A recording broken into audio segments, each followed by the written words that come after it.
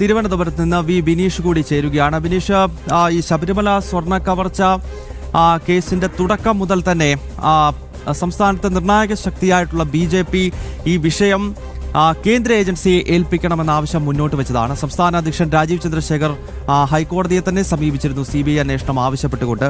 ഇപ്പോൾ BJP മുന്നോട്ട് വെച്ച നിലപാട് ശരിയാണെന്ന് തെളിയിക്കുന്ന നിലയിലേക്ക് കാര്യങ്ങൾ എത്തുകയാണ്. മുഖ്യപ്രതി ഉണ്ണികൃഷ്ണൻ പോറ്റി തന്നെ ജയിലിന് പുറത്തേക്ക് ഇറങ്ങുന്നു.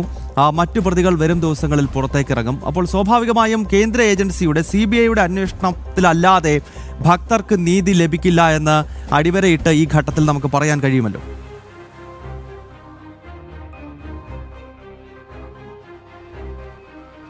തീർച്ചയായിട്ടും ഈ നിയമസഭാ തെരഞ്ഞെടുപ്പ് അടുത്തിരിക്കുന്ന സാഹചര്യത്തിൽ സർക്കാരിനെ സംബന്ധിച്ചിടത്തോളം സർക്കാരിന് മുഖം രക്ഷിക്കുക എന്ന ലക്ഷ്യമുണ്ട്.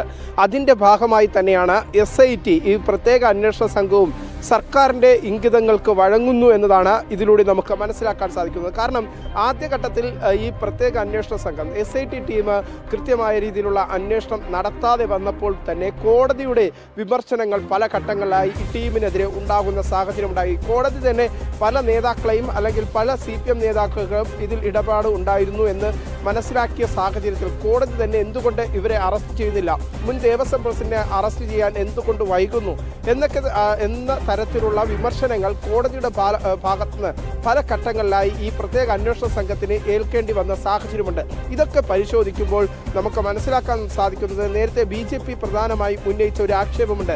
സംസ്ഥാന സർക്കാരിൻ്റെ കീഴിലുള്ള ഒരു ഏജൻസി അല്ലെങ്കിൽ ആ കീഴിലുള്ള ഒരു പോലീസ് സംഘം ഇതിൽ അന്വേഷിക്കുകയാണെങ്കിൽ ആ അന്വേഷണം അത് വരും ദിവസങ്ങളിൽ വലിയ രീതിയിൽ ദുർബലമാകും, പ്രത്യേകിച്ച് കേസിനെ അട്ടിമറിക്കാനുള്ള ഒരു സാഹചര്യം ഉണ്ടാകും എന്ന തരത്തിലുള്ള ആക്ഷേപം പല ഘട്ടങ്ങളിലായി BJP ഉയർത്തുന്ന സാഹചര്യമുണ്ടായി. നമുക്ക് ഇപ്പോൾ മനസ്സിലാക്കാൻ സാധിക്കുന്നത് ആദ്യഘട്ടം മുതൽ ഹൈന്ദവ സംഘടനകളും BJP അടക്കമുള്ള രാഷ്ട്രീയ കക്ഷികളും രാഷ്ട്രീയ പാർട്ടികളും പലതവണ ആവശ്യപ്പെട്ടത് ശരിയാകുന്ന തരത്തിൽ തന്നെയാണ് കാര്യങ്ങൾ മുന്നോട്ട് പോകുന്നത്.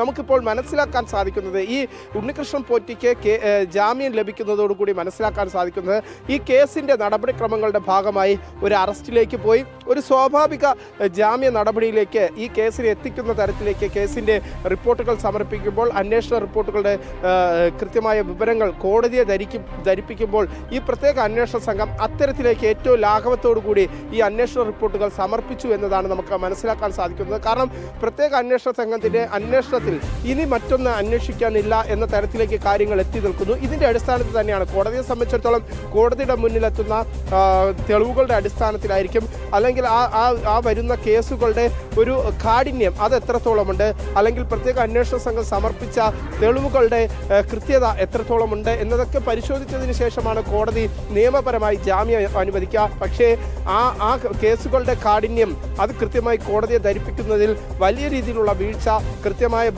തരത്തിൽ പ്രത്യേക അന്വേഷണ സംഘത്തിൻ്റെ ഭാഗത്തുനിന്ന് ഉണ്ടായിട്ടുണ്ട്. അതിൻ്റെ അടിസ്ഥാനത്തിൽ തന്നെയാണ് ഈ കേസിലെ മുഖ്യ ആസൂത്രകൻ മുഖ്യ പ്രതിയുമായിട്ടുള്ള ഒന്നാം പ്രതിയായിട്ടുള്ള ഉണ്ണികൃഷ്ണൻ പോറ്റിക്ക് കോടതി ജാമ്യം അനുവദിച്ചിരിക്കുന്നത്. എന്ന് പറഞ്ഞാൽ എല്ലാ കേസുകളിലും കോടതി ഇപ്പോൾ ജാമ്യം അനുവദിക്കുമ്പോൾ പ്രത്യേക അന്വേഷണ സംഘം നടത്തിയ അന്വേഷണം ഏത് തരത്തിലേക്കാണ് പ്രത്യേക അന്വേഷണ സംഘത്തിന്റെ അതായത് SIT അന്വേഷണം എല്ലാ അർത്ഥത്തിലും താളം തെറ്റുന്നത് ഇതിലെ കോൺഗ്രസ് ബന്ധം കൂടി പുറത്തു വരുന്ന ഘട്ടത്തിലാണോ? കാരണം നമ്മളോട് മുൻപ് പ്രതികരിച്ച BJPയുടെയൊക്കെ ചില വക്താക്കൾ ഇക്കാര്യം ഓർമ്മപ്പെടുത്തുന്നുണ്ടായിരുന്നു. കാരണം ഒരു സമയം കഴിയുമ്പോഴേക്ക് ഇതിൽ അടൂർ പ്രകാശിന്റെ ബന്ധം, അതുപോലെ തന്നെ സോണിയാഗാന്ധിയുടെ 10 ജൻമത്തിലെ വസതിയിലേക്ക് ഉണ്ണികൃഷ്ണൻ പോറ്റി എത്തുന്നു, അതിൻ്റെ ചിത്രങ്ങൾ പുറത്തു വരുന്നു. അതായത് കേരളത്തിൽ ഭരണത്തിലിരിക്കുന്നവരും മുഖ്യ പ്രതിപക്ഷവും രണ്ട് കൂട്ടർക്കും വേണ്ടപ്പെട്ടയാളാണ് പോറ്റിയും അല്ലെങ്കിൽ ഈ സ്വർണ്ണക്കവർച്ച നടത്തിയ പല ആളുകളും എന്ന നിജസ്ഥിതിയിലേക്ക് കാര്യങ്ങൾ എത്തിയതോടുകൂടിയാണോ SIT അന്വേഷണം പൂർണ്ണമായി താളം തെറ്റിയത്? അങ്ങനെ കരുതാമോ?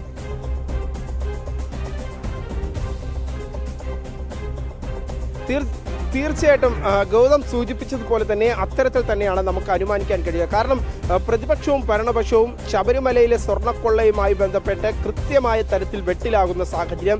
ഇനി കേസ് ഒതുക്കാതെ മറ്റൊരു നടപടിയുമായി മുന്നോട്ട് പോയാൽ വരുന്ന നിയമസഭാ തെരഞ്ഞെടുപ്പിൽ അത് പ്രതിപക്ഷത്തിനും ഭരണപക്ഷത്തിനും വലിയ തിരിച്ചടിയാകും. കാരണം ശബരിമലയിൽ സ്വർണ്ണക്കൊള്ള നടത്തിയതിൽ ഇടപാടുകൾ ഉണ്ടാക്കിയതിൽ അത് CPMന്റെ നേതാക്കൾക്കും കോൺഗ്രസിൻ്റെ നേതാക്കൾക്കും എല്ലാവർക്കും തന്നെ അതിൽ ഇടപാടുകൾ ഉണ്ട് എന്ന തരത്തിലുള്ള വിവരം തന്നെയാണ് പുറത്തു വരുന്നത്. അതിൻ്റെ അടിസ്ഥാനത്തിൽ തന്നെയാണ് കേസിനെ വഴിതെറ്റിക്കുക എന്ന ലക്ഷ്യത്തോടു കൂടി ഇത്തരത്തിലുള്ള ഒരു നടപടിക്രമത്തിലേക്ക് പ്രതിപക്ഷവും ഭരണപക്ഷവും കടന്നിരിക്കുന്നത് എന്നതാണ് നമുക്ക് മനസ്സിലാക്കാൻ സാധിക്കുന്നത്. അപ്പോൾ ഇനിയുള്ള ഘട്ടങ്ങളിൽ കൃത്യമായി പറഞ്ഞാൽ നമുക്ക് മനസ്സിലാക്കാൻ സാധിക്കുന്ന ഒരു പ്രധാനപ്പെട്ട കാര്യം എന്ന് പറയുന്നത് ഇനി ഭരണപക്ഷത്തിനോടുള്ള പ്രതിപക്ഷത്തിൻ്റെ ഈ വിഷയത്തിലുള്ള വിമർശനങ്ങൾ അല്ലെങ്കിൽ എതിർപ്പുകൾ ഒക്കെ തന്നെ വരും ദിവസങ്ങളിൽ കുറയാനുള്ള ഒരു സാഹചര്യം നിലനിൽക്കുന്നുണ്ട്. കാരണം മറ്റൊന്നും കൊണ്ടല്ല, നമുക്ക് ഇപ്പോൾ നിയമസഭാ സമ്മേളനം ബഡ്ജറ്റിന് മേലുള്ള നിയമസഭാ സമ്മേളനത്തിന് അതിൻ്റെ ചർച്ചയും ബഡ്ജറ്റിൻ്റെ ബില്ലുകൾ പാസ്സാക്കാനുള്ള ചർച്ചകളൊക്കെ തുടർന്നുകൊണ്ടിരിക്കുന്ന ഘട്ടത്തിൽ പോലും ഈ ശബരിമല വിഷയം പ്രതിപക്ഷം സഭയിൽ ഉയർത്തി കാണിച്ചത് 2-3 ദിവസം മാത്രമാണ്. അതിനുശേഷം ഈ പ്രശ്നം സഭയിലേക്ക് ഉയർന്നു വരാത്ത ഒരു സാഹചര്യമുണ്ട്. അപ്പോൾ ഒരു അഡ്ജസ്റ്റ്മെന്റ് രാഷ്ട്രീയം തന്നെയാണ് നിലവിൽ നടക്കുന്നത് എന്ന കാര്യത്തിൽ സംശയമില്ല എന്നതാണ് നമുക്ക് മനസ്സിലാക്കാൻ സാധിക്കുന്നത്. കാരണം മറ്റൊന്നും കൊണ്ടല്ല, ഏറ്റവും പ്രധാനപ്പെട്ടത് എന്ന് നമുക്ക് കരുതാൻ സാധിക്കുന്നത് ഈ ഒരു കേസിന്റെ പുരോഗതി അല്ലെങ്കിൽ ഈ കേസ് കൃത്യമായ രീതിയിൽ മുന്നോട്ട് പോയാൽ കോൺഗ്രസിനുള്ളിലെ നേതാക്കളും സാക്ഷാൽ സോണിയാഗാന്ധി മുതൽ ഇങ്ങറ്റം വരെയുള്ള കോൺഗ്രസ് നേതാക്കളും ഒപ്പം തന്നെ മുഖ്യമന്ത്രി പിണറായി വിജയൻ അടക്കമുള്ളവർ ഈ കേസിലേക്ക് പ്രതിപട്ടികയിലേക്ക് വരും എന്ന കാര്യത്തിൽ സംശയമില്ല. കാരണം മറ്റൊന്നും കൊണ്ടല്ല, മുൻ ദേവസ്വം മന്ത്രി കടകംപള്ളി സുരേന്ദ്രൻ അടക്കമുള്ളവരെ പല ഘട്ടങ്ങളിലായി പ്രത്യേക അന്വേഷണ സംഘം ചോദ്യം ചെയ്യുന്ന സാഹചര്യം, അത് വളരെ രഹസ്യമായി ചോദ്യം ചെയ്ത് വിട്ടയക്കുന്ന സാഹചര്യമൊക്കെ നിലനിൽക്കുന്നുണ്ട്. അതൊക്കെ ആ ഒരു ഘട്ടത്തിൽ നമുക്ക് പരിശോധിക്കുമ്പോൾ മനസ്സിലാക്കാൻ സാധിക്കുന്നത് മന്ത്രിസഭയിൽ പോലും കഴിഞ്ഞ 10 വർഷത്തിനിടയിൽ ദേവസ്വം ഭരിച്ചിരുന്ന മന്ത്രിമാർക്കിടയിലും ആ മന്ത്രിസഭയെ ഏറ്റവും കൂടുതൽ താങ്ങായി നടത്തിയ മുഖ്യമന്ത്രി പിണറായി വിജയൻ അടക്കമുള്ളവർക്ക് പോലും ഇതിൽ പങ്കുണ്ടോ എന്ന തരത്തിലേക്കൊക്കെ സംശയങ്ങൾ എത്തി നിൽക്കുന്നു. കാരണം ഒരു പ്രത്യേക അന്വേഷണ സംഘം കോടതിയുടെ നിരീക്ഷണത്തിന്റെ അടിസ്ഥാനത്തിൽ ഒരു കേസ് അന്വേഷിക്കുന്നു, ആ കേസ് എങ്ങും എത്താതെ പാതി വഴിയിലേക്ക് നീങ്ങുന്നു എന്ന് പറയുമ്പോൾ അതിൽ കൃത്യമായ രാഷ്ട്രീയ ഇടപെടലുണ്ട് എന്ന കാര്യത്തിൽ സംശയമില്ല എന്ന് തന്നെയാണ് നമുക്ക് മനസ്സിലാക്കാൻ സാധിക്കുന്നത്. കാരണം രാഷ്ട്രീയ ഇടപെടലുകൾ ഇല്ലായിരുന്നുവെങ്കിൽ ഒരുപക്ഷെ ഈ കേസിന്റെ ഗതി വലിയ രീതിയിൽ മുന്നോട്ട് പോകുമായിരുന്നു. നേരത്തെ തന്നെ BJPയും ഹൈന്ദവ സംഘടനയും ഒക്കെ ആവശ്യപ്പെട്ടിരുന്നത് ഇത്തരത്തിലാണ്. ഈ ഒരു കേസ് അന്വേഷണം കേന്ദ്ര ഏജൻസിയെ കൊണ്ട് അന്വേഷിച്ചാൽ മാത്രമേ കൃത്യമായ തരത്തിൽ ഈ അന്വേഷണം മുന്നോട്ട് പോവുകയുള്ളൂ എന്ന കൃത്യമായ നിലപാട് ഹൈന്ദവ സംഘടനകളും BJP അടക്കമുള്ള രാഷ്ട്രീയ കക്ഷികളും പല ഘട്ടങ്ങളിൽ ഉന്നയിച്ചിരുന്നു.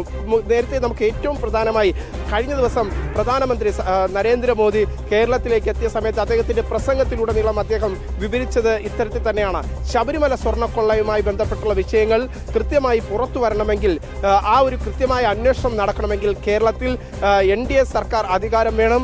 NDA സർക്കാർ അധികാരത്തിൽ വന്നാൽ മാത്രമേ ആ ഒരു അന്വേഷണം സുഗമമായി നടക്കുകയുള്ളൂ എന്ന് പ്രധാനമന്ത്രി നരേന്ദ്രമോദി അടക്കം പല ഘട്ടങ്ങളിലും നമ്മളെ ഓർമ്മിപ്പിച്ചു. അത് തിരുവനന്തപുരത്ത് ഏറ്റവും അവസാനം പ്രധാനമന്ത്രി വന്ന സമയത്തും പ്രധാനമന്ത്രി നേരിട്ട് ജനങ്ങളോട് ഇക്കാര്യം പറയുന്ന സാഹചര്യമുണ്ടായി. അപ്പോൾ നമുക്ക് മനസ്സിലാക്കാൻ സാധിക്കുന്നത് കൃത്യമായ തരത്തിൽ നേരത്തെ തന്നെ കേന്ദ്രത്തിന് പോലും ഈ കേസിൽ വിട്ടുവീഴ്ചയ്ക്ക് ഇടതുപക്ഷവും വലതുപക്ഷവും തയ്യാറാകുന്നു എന്ന കൃത്യമായ വിവരങ്ങൾ ലഭിച്ചിരുന്നു എന്നത് തന്നെയാണ് നമുക്ക് ഇതിൽ നിന്ന് അനുമാനിക്കാൻ സാധിക്കുന്നത്. അതിൻ്റെ അടിസ്ഥാനത്തിൽ തന്നെയാണ് പ്രധാനമന്ത്രിയുടെ വാക്കുകൾ പോലും നമുക്ക് പരിശോധിക്കുമ്പോൾ മനസ്സിലാക്കാൻ സാധിക്കുന്നത്. അതുകൊണ്ട് തന്നെ കേന്ദ്ര ഏജൻസികളുടെ അന്വേഷണത്തിലേക്ക് സംസ്ഥാന സർക്കാർ നീങ്ങിയില്ല എങ്കിൽ ഒരുപക്ഷെ സംസ്ഥാന സർക്കാർ അത്തരത്തിലുള്ള നീക്കത്തിലേക്ക് കടക്കാനുള്ള ഒരു സാധ്യതയും നമുക്ക് കാണാൻ സാധിക്കുന്നില്ല. പക്ഷേ നിലവിലെ സാഹചര്യത്തിൽ കേന്ദ്ര ഇടപെടലുകൾ കേന്ദ്ര അന്വേഷണത്തിലേക്ക് നീക്കാൻ, ഈ ഒരു വിഷയത്തെ നീക്കാൻ സംസ്ഥാന സർക്കാർ തയ്യാറാകിയില്ലെങ്കിൽ ശക്തമായ പ്രതിഷേധവുമായി തന്നെ ഹൈന്ദവ സംഘടനകൾ വരും ദിവസങ്ങളിലേക്ക് മുന്നോട്ട് വരും എന്ന് തന്നെയാണ് നമുക്ക് മനസ്സിലാക്കാൻ സാധിക്കുന്നത്.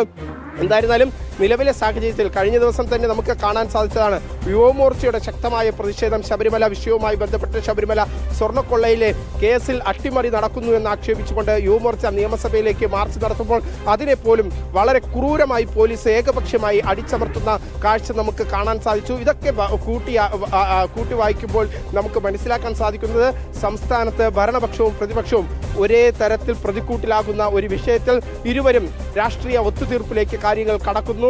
അതിൻ്റെ അടിസ്ഥാനത്തിൽ തന്നെയാണ് ഏറ്റവും അവസാനം പ്രത്യേക അന്വേഷണ സംഘം കുറ്റപത്രത്തിലേക്കൊക്കെ എത്തുന്ന സമയത്ത് അല്ലെങ്കിൽ ഒരു താൽക്കാലിക റിപ്പോർട്ട് കോടതിക്ക് നൽകിയ സാഹചര്യമൊക്കെ ഉണ്ടായപ്പോൾ നമുക്ക് മനസ്സിലാക്കാൻ സാധിക്കുന്നത് പ്രതികൾക്ക് അനുകൂലമായ സാഹചര്യം ഒരുക്കുന്ന തരത്തിലുള്ള റിപ്പോർട്ടിലേക്കൊക്കെ കാര്യങ്ങൾ കടന്നു. ശരി, ചുരുക്കി പറഞ്ഞാൽ ഇന്ത്യ സഖ്യം കേരളത്തിൽ അഡ്ജസ്റ്റ്മെന്റ് രാഷ്ട്രീയം അതങ്ങനെ തുടരുകയാണ്. ഹാപ്പിയാണ് രണ്ട് ഭാഗവും എന്ന് ഉറപ്പാവുകയാണ്. ചുരുക്കത്തിൽ